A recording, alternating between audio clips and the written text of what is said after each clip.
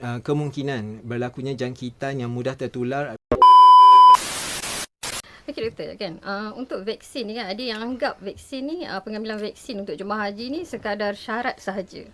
Tapi sebenarnya apa risiko kalau jemaah tak ambil? Dan bila waktu yang sepatutnya mereka ni ambil vaksin? Itu memang syarat wajib. Syarat wajib dia kena ambil.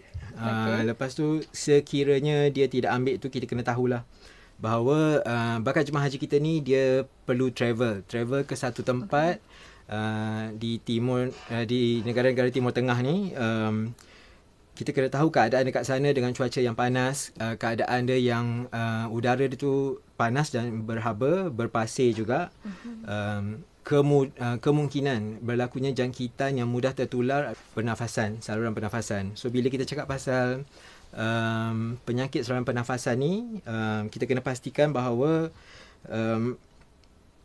pengambilan vaksin ni tadi bukan sahaja syarat, tapi dia juga adalah sebagai langkah untuk berjaga-jaga, meningkatkan imuniti badan dan juga mengelakkan berlakunya jangkitan penyakit saluran nafas ni tadi yang saya maksudkan.